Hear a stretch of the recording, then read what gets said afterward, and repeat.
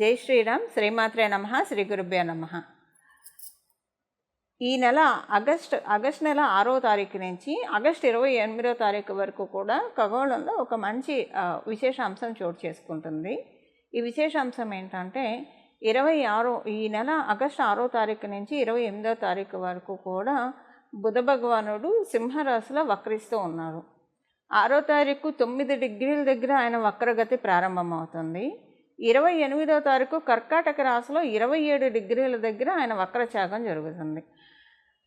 అంటే ప్రతి రాశికి 30 డిగ్రీలు ఉంటాయి. ఆయన వక్రగతిలో వెళ్తూ ఉన్నాడు కాబట్టి ఈ 9 డిగ్రీలు అంటే 9 డిగ్రీలు దాటుకొని అంటే ఇక్కడ డిసెండింగ్ ఆర్డర్లో వెళ్తుంది అనమాట. 9, 8, 7, 6, 5 ఇలా వెళ్తుంది. డిసెండింగ్ ఆర్డర్లో వెళ్ళి కర్కాటక రాశిలో రాశి మొత్తం మీద 30 డిగ్రీలు ఉంటాయి కదా. ఆ 30 డిగ్రీలు 30 డిగ్రీ, 29 డిగ్రీ, 28 డిగ్రీ, 27 డిగ్రీ దగ్గర ఒక సెకండ్స్ తోటి కొన్ని ఫ్రాక్షన్ ఆఫ్ సెకండ్స్ తోటి ఆయన వక్రచాగం జరుగుతూ ఉంది కర్కాటక రాశిలో. సాధారణంగా ప్రతి గ్రహం మధ్య మధ్యలో వక్రిస్తూ ఉంటాయి. ఒక సూర్యనారాయణమూర్తి తప్ప సూర్యచంద్రులకి వక్రగమనం ఉండదు. రాహుకేతువులు ఎప్పుడూ కూడా వక్రగమనంలోనే ఉంటారు. ఇంకా మిగతా ఈ ప్లానెట్స్ అంటే కుజుడు కానివ్వండి, మంగళ్ కానివ్వండి, గురువు కానివ్వండి, శనైశ్వరుడు కానివ్వండి, అలాగే బుధదేవుడు కానివ్వండి, శుక్రుడు, ఈ ప్లానెట్స్ వక్రగతిలోకి వెళ్తూ ఉంటాయి మధ్య మధ్యలో. అయితే ఇప్పుడు ప్రతిసారి వెళ్తూ ఉన్నప్పుడు ఇంపాక్ట్ డెఫినెట్గా ఉంటుంది. ఇప్పుడు ఇంకా ఇంపాక్ట్ ఉంటుంది. దానికి కారణం ఏంటో ఇప్పుడు నేను ఒకసారి మీకు ఎక్స్ప్లెయిన్ చేస్తాను. మనకి శనైశ్వరుడు వక్రగతిలోనే ఉన్నాడు. ఇప్పుడు ప్రస్తుతం వక్రగతిలోనే శనైశ్వరుడు ఉన్నాడు. ఆయన కుంభరాశిలో ఉన్నాడు. బుధ భగవానుడు సింహరాశిలో నుంచి వక్రగతిలో ఉన్నాడు. కుంభరాశి, సింహరాశి ఈ రెండు సమసప్తకాలు అవుతాయి. కుంభరాశి నుంచి సింహరాశి 7వ స్థానం అవుతుంది. సింహరాశి నుంచి కుంభరాశి 7వ స్థానం అవుతుంది. వైస వర్స ఇది సమసప్తకాలు అవుతాయి.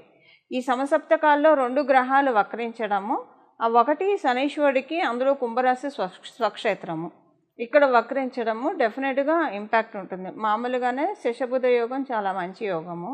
ఇప్పుడు ఖగోళంలో ఇది వక్రించి ఏర్పడుతూ ఉంది ఈ శశబుధ యోగం. సాధారణంగా శశబుధ యోగం ఏంటంటే డబ్బుల్ని ఇస్తుంది.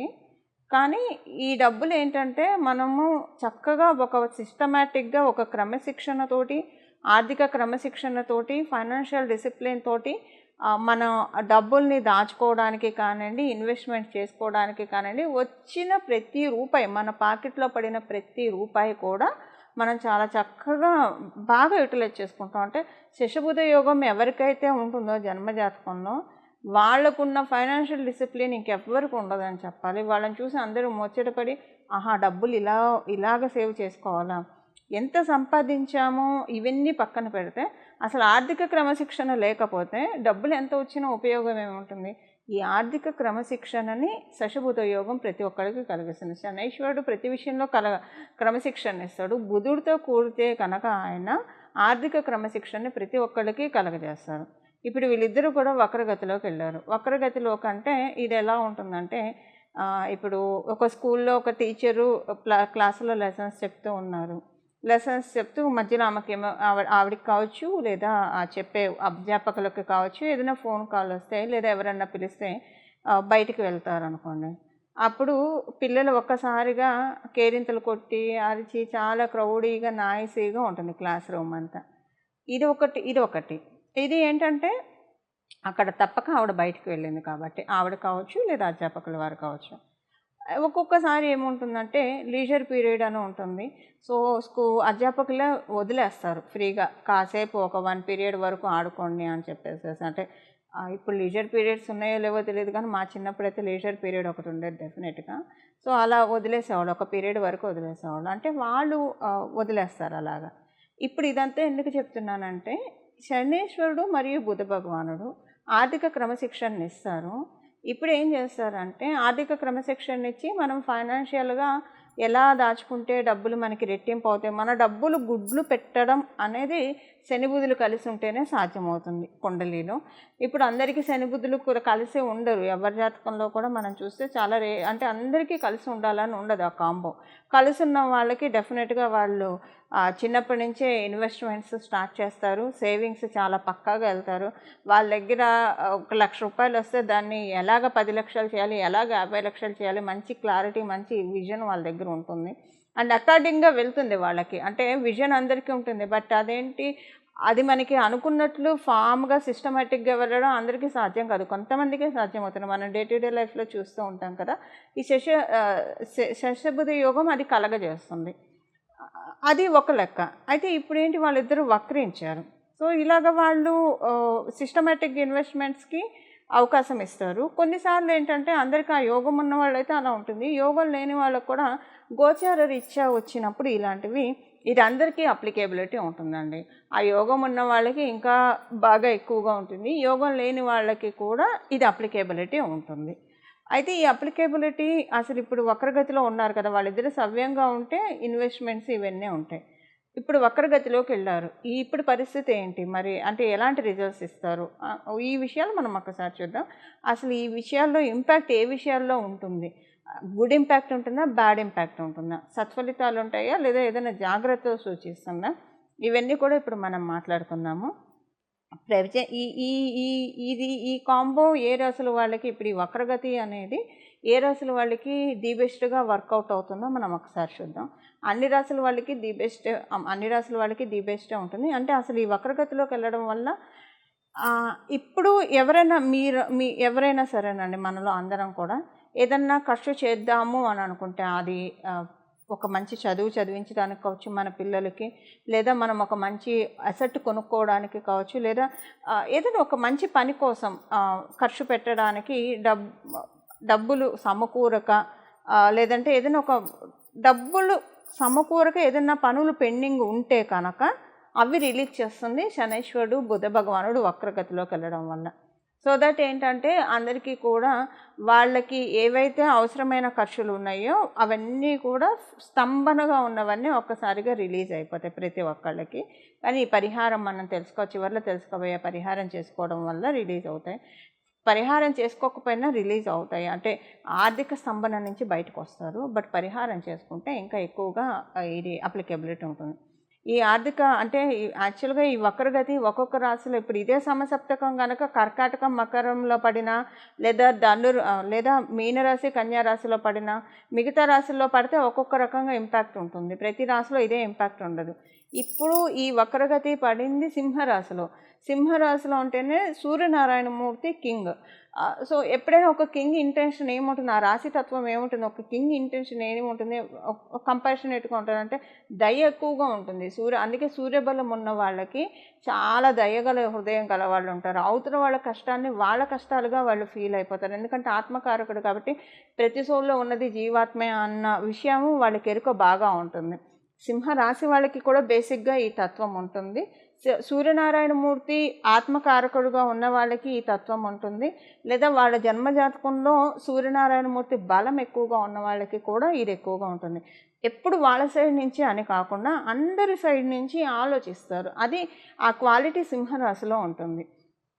ఇప్పుడు ఈ విషయం ఎందుకు చెప్తున్నానంటే, ఈ క్వాలిటీ సింహరాశిలో ఉంది కాబట్టి బుధ భగవానుడు ఇక్కడ వక్రిస్తున్నాడు, శనైశ్వరుడు ఆల్రెడీ సప్తమ స్థానంలో వక్రిస్తూ ఉన్నాడు కాబట్టి ఎవరెవరైతే ఆర్థికంగా స్తంభించిపోయి ఉన్నారో వాళ్ళందరికీ రిలీజ్ చేయడానికే, ఆర్థిక స్తంభన నుంచి రిలీజ్ చేయడానికే ఇప్పుడు గోచారంలో ఈ ట్రాన్సిట్ చోటు చేసుకుంటూ ఉంది, అంటే ఈ వక్రగతి అనేది చోటు చేసుకుంటూ ఉంది. ఇది ద్వాదశ రాశుల వాళ్ళకి ఏ విషయాల్లో, ఇది కేవలంగా ఫైనాన్షియల్ మ్యాటర్స్లోనే, ఇంకా రిలేషన్స్ విషయంలో, ఈ రెండిట్లో ఇది వర్కౌట్ అవుతుంది. ఏ విషయాల్లో ఉంటుందనేది చెప్దాం. అయితే ఈ వక్రగతి కొన్ని రాశుల వాళ్ళకి ఇంకా కొంచెం ఎక్కువగా ఉంటుంది, అది ఎవరికో మొదట మనం చెప్పుకుందాము. కర్కాటక రాశి వాళ్ళకి ఇది బాగా చాలా బాగా యోగిస్తుంది. అలాగే సింహరాశి వాళ్ళకి ఇది చాలా బాగా యోగాన్ని ఇస్తుంది. మకర కుంభరాశుల వాళ్ళకి ఇది మంచి యోగాన్ని, ధనుర్మీన రాశుల వాళ్ళకి ఇది చాలా మంచి యోగాన్ని కలగజేస్తుంది. అయితే మిగతా రాశుల వాళ్ళకి లేవా అండి అంటే, మిగతా రాశుల వాళ్ళకి కూడా డెఫినెట్గా ఉంటాయి. బట్ ఈ రాశుల వాడికి కొంచెం ఎక్కువగా ఉంటుంది. ఎందుకంటే బుధ భగవానుడు కర్కాటక రాశికి పూర్తిగా అనుకూలం కాదు. అందుకని ఇప్పుడు కర్కాటక రాశి వాళ్ళకి అనుకూలంగా ఉంటుంది. అలాగే సింహరాశి వాళ్ళకి జరుగుతున్నది సింహరాశిలో కాబట్టి సింహరాశి. మకర కుంభం ఎందుకంటే ఇక్కడ సప్తమ స్థానం కుంభరాశి అయింది. కుంభరాశిలో శనీశ్వరుడు వక్రగతిలో ఉండి మకర రాశిలోకే కదా ఆయన వెళ్ళేది. అందుకని వాళ్ళిద్దరికి. ధనుర్మీన రాశుల వాళ్ళకి డెఫినెట్గా కేంద్రాధిపత్యం దోషాన్ని కలిగి ఉంటాడు బుధ భగవానుడు ఈ రాశుల వాళ్ళకి, ఈ లగ్నాల వాళ్ళకి. ఇప్పుడు ఏంటంటే ఆ దోషం కాస్త యోగంగా పరిణమిల్లుతుంది. అందుకని ఈ రాశుల వాళ్ళకి కొంచెం ప్రత్యేకం. బట్ అందరికీ కూడా ఇది ప్రత్యేక అంశం. మిగతా రాశుల వాళ్ళకి కాదు అంటానికి లేదు. ఎందుకంటే డెస్టినీ ఎప్పుడైనా మనకి ఇవ్వాలంటే పక్షపాతం అస్సలు ఉండదు. కతే ఏది కూడా మనకి ఈ సృష్టిలో ఏ విషయం కూడా అయాచితంగా రాదు. అయాచితం అంటే ఫ్రీ ఆఫ్ కాస్ట్తో ఏది రాదు. ఫ్రీ ఆఫ్ కాస్ట్తో వచ్చింది ఏది కూడా మనకి అంత సత్ఫలితాలను కూడా ఇవ్వదు. అందుకే విద్య నేర్పిన గురువుకు కూడా మనం గురుదక్షిణ చెల్లిస్తాం. ఎందుకంటే దక్షిణ లేని విద్య ఫలించదు కాబట్టి. సో అందుకని ఏది కూడా మనకి ఫ్రీ ఆఫ్ కాస్ట్తో రాదు. దానికి మనం కొంత మూల్యం చెల్లించాలి. ఆ మూల్యం ఏంటంటే పరిహారం. ఆ పరిహారం ఏం చూసుకోవాలనేది మనం ఈ వీడియో చివరిలో మనం తెలుసుకుందాము.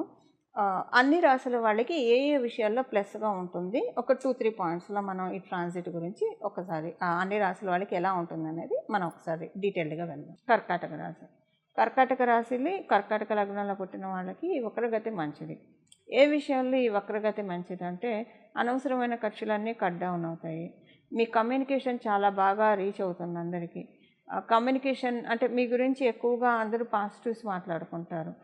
పేరు బలం బాగా పెరుగుతుంది. మంచి పేరు, కీర్తి, నేమ్ అండ్ ఫేమ్ వచ్చే శుభ సమయం కర్కాటక రాశిలో పుట్టిన వాళ్ళందరికీ చాలా మంచి అనుకూలతలు ఉంటాయి. నేమ్ విషయంలో చాలా మంచి నేమ్ ఉంటుంది. అలాగే మీ స్పౌస్కి హెల్త్ ఇష్యూస్ ఏమన్నా ఉంటే అవి సెట్ అవుతాయి.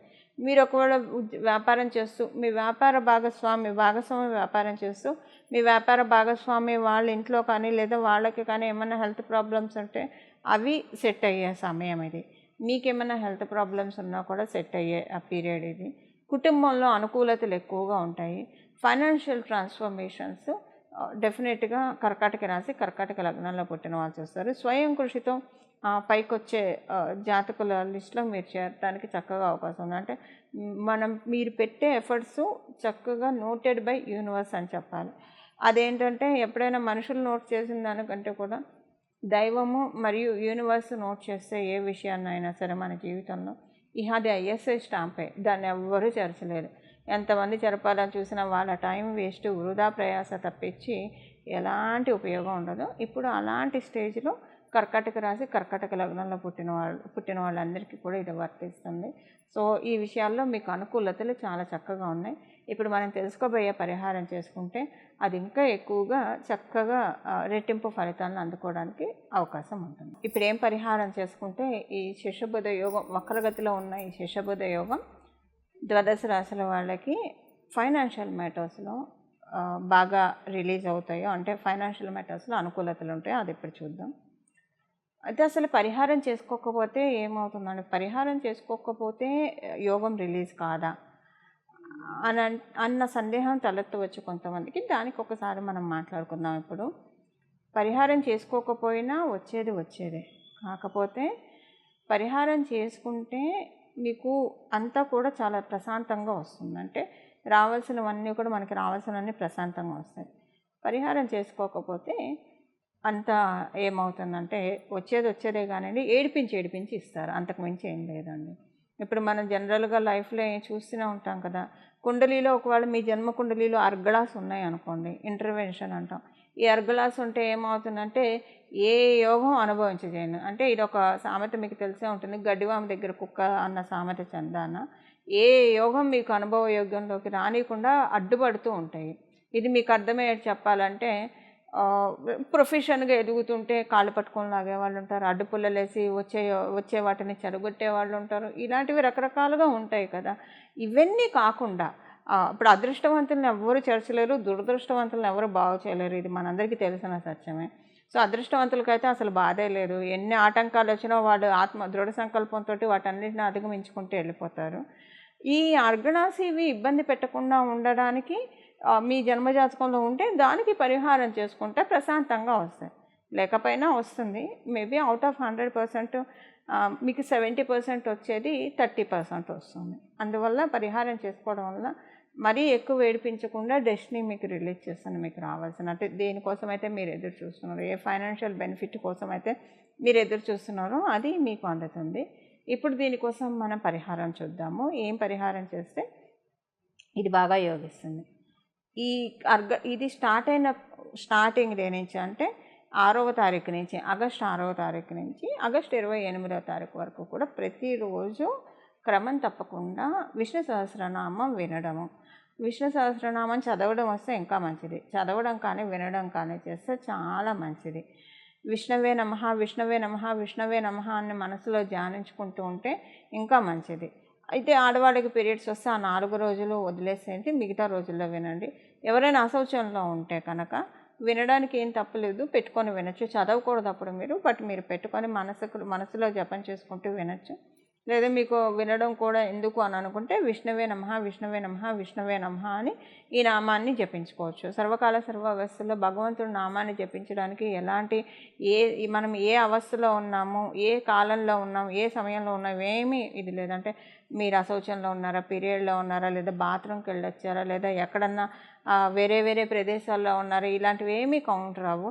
సర్వకాల సర్వావస్థలో భగవంతుడి నామాన్ని జపించుకునే భాగ్యాన్ని కలియుగంలో మనకి పెరుమాళ్ళు ప్రసాదించారు.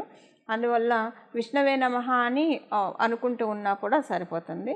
విష్ణుమూర్తి పాదాన్ని గట్టిగా పట్టుకుంటే ఈ బుద్ధ భగవానుడు వక్రగతి డెఫినెట్గా ఆర్థిక అనుకూలతల్ని చక్కగా తెచ్చిపెడుతుంది. ద్వాదశ రాసుల వాళ్ళకి, ద్వాదశ లగ్నాల వాళ్ళకి. మంగళం. నమో భగవతే వాసుదేవాయ.